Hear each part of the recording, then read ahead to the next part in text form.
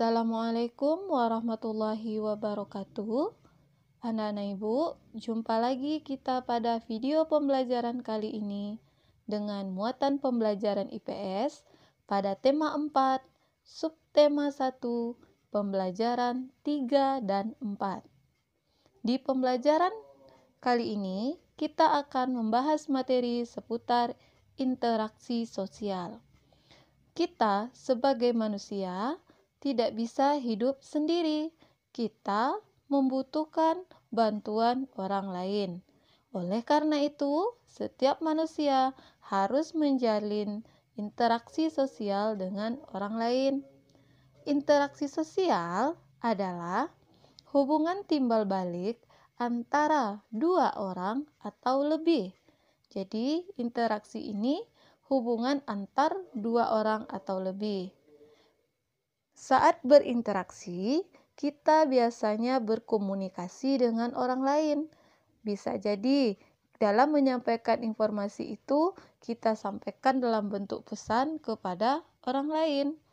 Contoh pesan yang disampaikan yaitu berupa informasi atau berupa pemberitahuan. Interaksi sosial ini dibagi menjadi 3 macam. Yang pertama, yaitu interaksi antara individu dengan individu lainnya. Berarti di sini terjadi interaksi antara dua orang. Apa contohnya? Contohnya, seperti dokter yang sedang mengobati pasien yang sedang berobat. Yang kedua, yaitu interaksi antara individu dengan kelompok. Interaksi ini terjadi antara satu orang dengan kelompok orang. Contoh, saat siswa membacakan puisi di depan teman-temannya, atau saat kepala sekolah memberikan amanat saat upacara, itu termasuk contoh interaksi individu dengan kelompok. Ibu sebagai guru mengajarkan kamu di kelas di depan teman-teman kamu, berarti itu juga contoh interaksi antara individu dengan kelompok. Yang ketiga, yaitu interaksi antara kelompok dengan kelompok. Jadi terjadi interaksi antara dua kelompok. Contoh biasanya ini anak ibu sering lakukan saat acara perlombaan. Lomba tarik tambang antara kelompok kelas 5 dengan kelompok kelas 6. Lomba sepak bola antara kelompok laki-laki kelas 5 Nafisa dengan kelompok laki-laki 5 Hasimah. Itu juga bisa termasuk ke dalam interaksi antar kelompok. Interaksi ini dapat kita lakukan untuk memenuhi kebutuhan kita. Contoh, saat kamu ingin tinggal di lingkungan yang bersih, maka interaksi yang dapat kamu lakukan yaitu dengan membersihkan lingkungan dengan warga di sekitar. Dengan adanya interaksi ini juga dapat menjaga persatuan, dan interaksi ini juga dapat dilakukan dalam berbagai bentuk aspek kehidupan, seperti dalam kehidupan ekonomi, dalam kehidupan sosial, dalam budaya, politik, maupun dalam bentuk kegiatan lainnya yang dapat mendukung pembangunan nasional. Jadi interaksi ini yang ada 3 tadi, interaksi individu dengan individu, individu dengan kelompok, kelompok dengan kelompok, bisa terdapat pada aspek ekonomi, sosial, budaya, maupun politik. Sekarang kita masuk pada interaksi sosial pada lingkungan masyarakat. Di dalam kehidupan sehari-hari, kita sebagai manusia selalu berinteraksi dengan orang lain. Interaksi ini dapat terjadi di lingkungan keluarga. Berarti kamu dengan orang tua, kakak, adik, itu interaksi di lingkungan keluarga. Kemudian ada interaksi di lingkungan sekolah.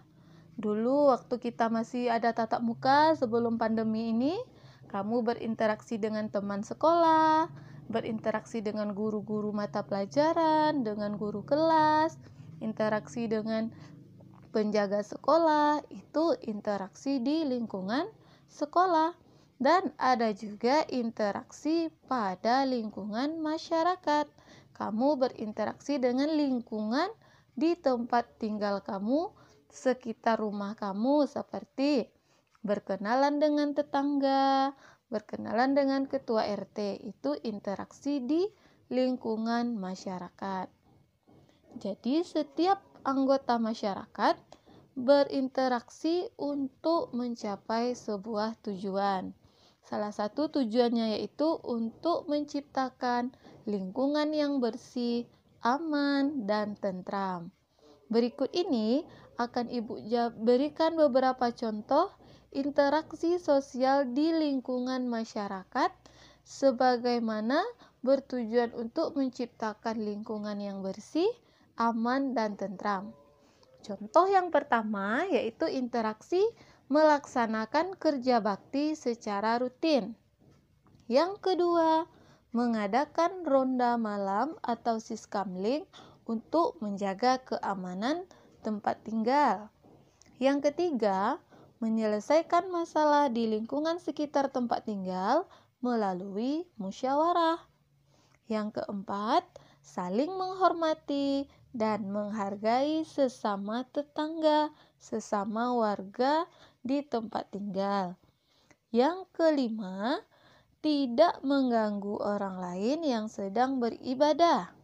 Yang keenam, menjunjung tinggi rasa toleransi antar umat beragama. Yang ketujuh, tolong menolong dengan warga sekitar, saling membantu, dan yang terakhir yaitu dengan mengadakan perlombaan atau kegiatan yang dapat meningkatkan kebersamaan sebagai warga masyarakat. Dari 8 contoh ini, kita dapat menjalin dan menciptakan lingkungan yang bersih, aman, dan tentram sehingga dapatlah terwujud dari tujuan interaksi sosial pada lingkungan masyarakat. Demikian penjelasan video Ibu pada pembelajaran kita kali ini. Ibu sudahi dengan Assalamualaikum warahmatullahi wabarakatuh.